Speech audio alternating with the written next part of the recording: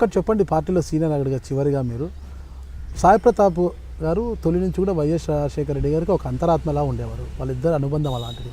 సాయి ప్రతాప్ గారు వస్తామన్నా కూడా ఆయన రిక్వెస్ట్ చేశాడంట, నేను వస్తాను జగన్ నన్ను పార్టీలోకి తీసుకో అని ఏడ్చినా కూడా నన్ను జగన్మోహన్ రెడ్డి తీసుకుని నా మీద ఎందుకు అంత కక్ష అని సాయి ప్రతాప్ గారు చాలా ఆవేదన వ్యక్తం చేస్తున్నారు మీడియా ముందు. ఆయనని ఎందుకు పార్టీలోకి తీసుకోలేదు? మరోవైపు చూస్తే మీడియా ముందే ఇదే మైసూరారెడ్డి గారు, మీ పార్టీలో పనిచేసిన మైసూరారెడ్డి గారు ఆ పార్టీలోకి పోయినందుకు నా చెప్పు తీసుకొని నేను కొట్టుకోవాలి అని కూడా బాధపడుతున్నారు. ఇంతలా వాళ్ళిద్దరూ సాయి ప్రతాప్ గారిని ఎందుకు దూరం చేసుకున్నారు? మైసూరారెడ్డి గారు ఇంతలా ఎందుకు ఆవేశంగా వెళ్ళగక్కుతున్నారు? సాయి ప్రతాప్ గారు మాకు కూడా బాగా దగ్గరగా, ఎందుకంటే మా పార్లమెంట్ సభ్యుడే కాబట్టి ఆయన దాదాపుగా నేను 3-4 టైమ్స్ ఆయన పార్లమెంట్ సభ్యుడిగా దగ్గరగా నాకు అనుబంధం ఉంది. రాజశేఖర్ గారితో తనటువంటి క్లోజ్నెస్గా ఉన్నటువంటి మాట వాస్తవం. కానీ జగన్మోహన్ రెడ్డి గారిని నేను అడుక్కున్నాను తీసుకోలేదన్నట్టు మాట అది కరెక్ట్ కాదు నాది. ఎందుకంటే ఉదాహరణకు నేనే 2-3 సార్లు తను వెళ్ళాను. జగన్మోహన్ రెడ్డి గారు ఇంతకుముందు ఇష్యూస్ తాడిపత్రి విషయం మనం మాట్లాడుకున్నాం. ఒక మనిషికి ముందే ప్రామిస్ చేసిన అంశాలలో ఇక్కడ కూడా పార్లమెంట్ సభ్యుడిగా తన ముందే ఒకరికి ప్రామిస్ చేశారు మిథున్ రెడ్డి గారికి.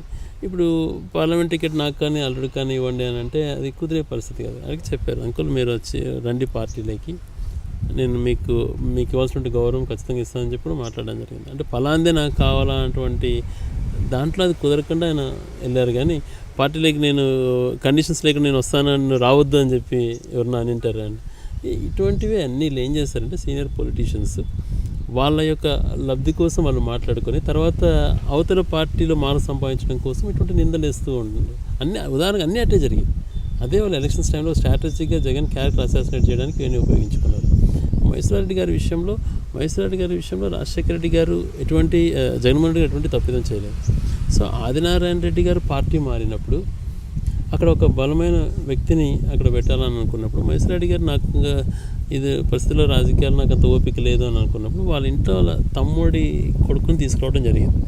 అది నచ్చక ఆయన మా ఇంట్లో నాకు తెలియకుండానే తెచ్చాడు, తెలియకుండా ఏం తేలేదు అనుకుని కారణాల రీతి అక్కడ ఇప్పుడు రాజకీయ పార్టీకి ఒక అభ్యర్థి అవసరం అక్కడ. ఆ కోణంలో తన వ్యక్తిగతంగా విమర్శించి అట్లా మాట్లాడుతున్నారు. అలా నా చెప్పు తీసుకొని నేను కొట్టుకోవాలి ఆ పార్టీలో చేరినందుకు అంటున్నారు. ఆయన బలవంతంగా తీసుకొచ్చి కూర్చోబెట్టారో చెప్పారు. ఆయన బలవంతంగా పొమ్మని కూడా ఆయనకు చెప్పలేదు.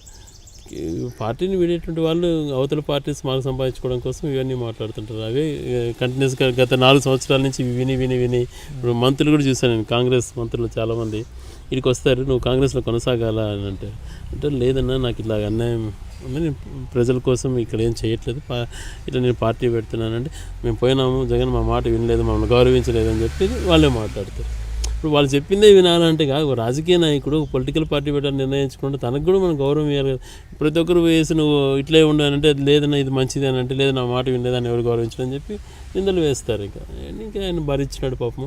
అతనిలో ఉన్నటువంటి గొప్పతనం ఏంటంటే అతను ఆడ జరిగేటువంటి డిస్కషన్స్ కానీ తను బయట పెడితే చాలామంది రోడ్ల పైన పడతారు, కానీ తను విమర్శలు భరిస్తాడు కానీ వాళ్ళని రోడ్డున వేయడు.